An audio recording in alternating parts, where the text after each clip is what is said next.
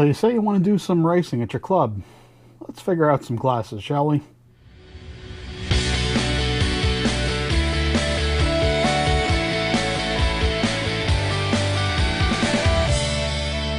Okay, folks, so a lot of questions come up usually with new slot car racers.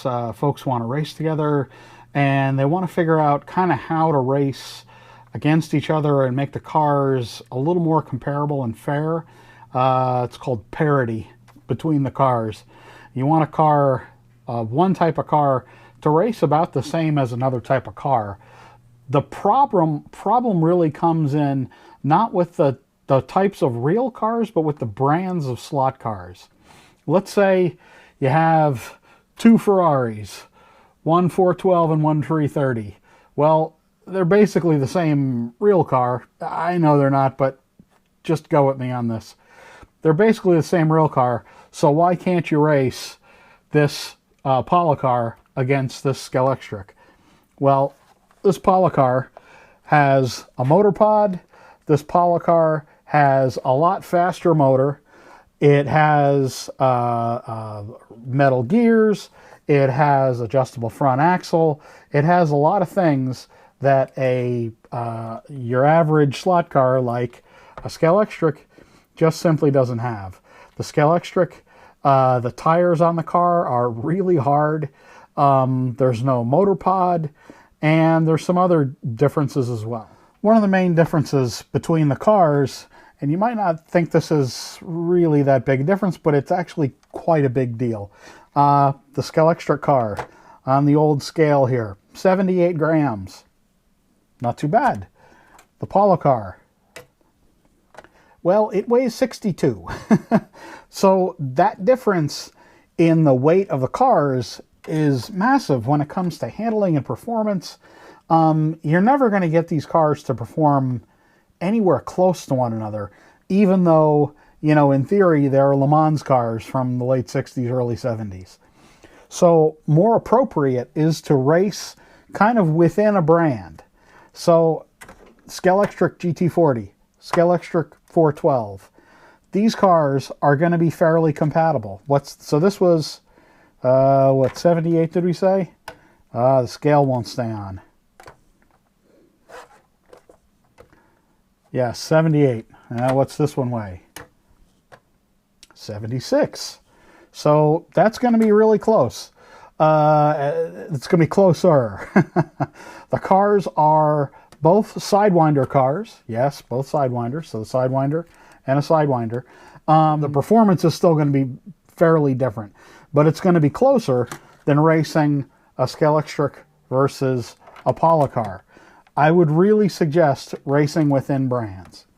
That's kind of the first thing, is if you're racing, if you're thinking about doing some club racing or racing with your friends, is to race within brands. And when you're doing that, there's kind of three categories that I would say that classes can kind of fall under. One is kind of a box stock class. Now that also would kind of encompass like an IROC race, where you take however many lanes you have. Let's say you have a 4-lane track.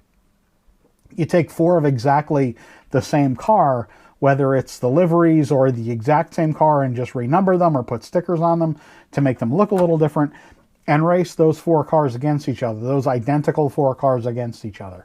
That's true IROC racing, because it's just the driver that makes the difference in the car. The other thing is like allowing tuning. Now let's say you want to have like a tuner's class of Le Mans cars from the, however you define this, classic Le Mans. I think that's what we call it at my club. Now for classic Le Mans, let's say at my club, what we might do is we would say, okay, you have to use a certain motor. Generally speaking, we would do that.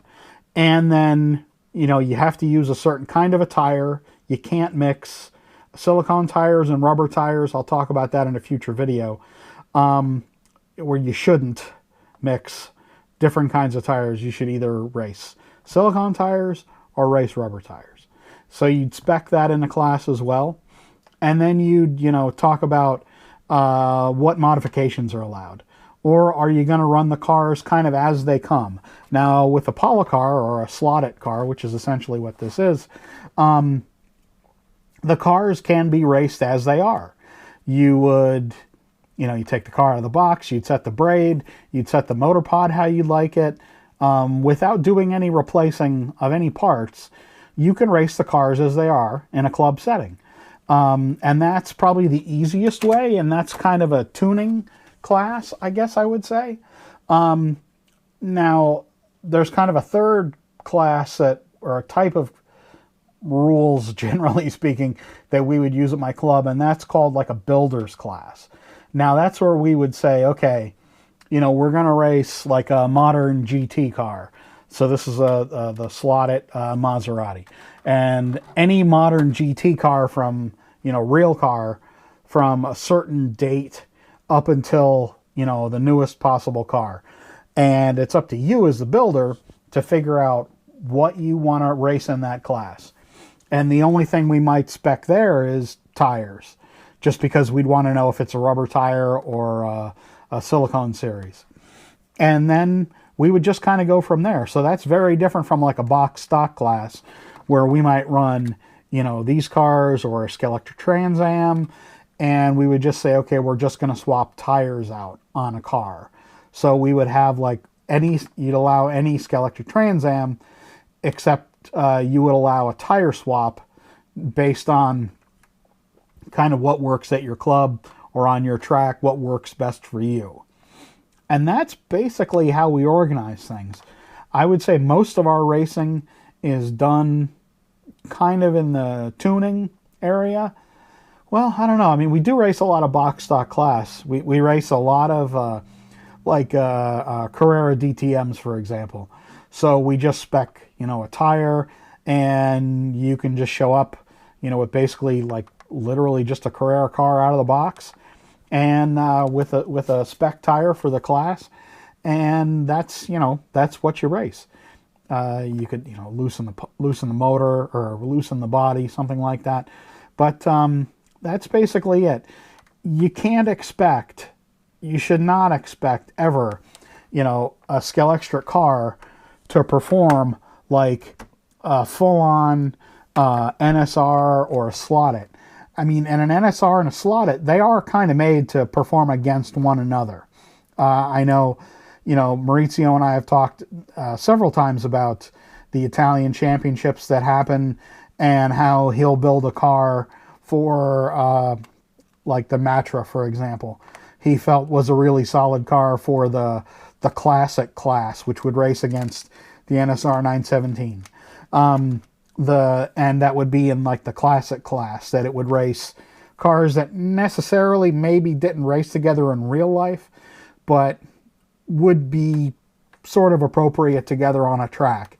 The 917, the 312 or 330, 412, the Matra, the Chaparral, GT40s, those kinds of cars, all from these hobbyist kinds of classes.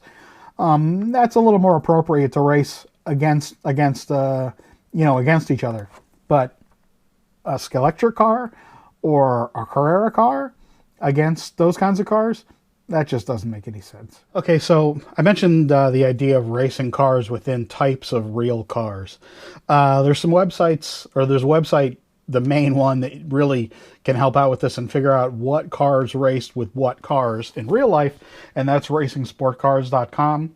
I'll have the link in the description of the video, and that way you can look at, you can do a search for Le Mans 1969, and there's a link for the race, and then there's a gallery of photos from that race, and you can see all the cars that they have photos for, and certainly a description of all the cars that raced in that race, and you can get a general idea of what real cars would have raced against what cars. It can help balance out the cars a little bit, but generally what you want to do is, if you keep, like I said, the racing classes within a brand, if you spec a tire and then go as far as speccing a motor.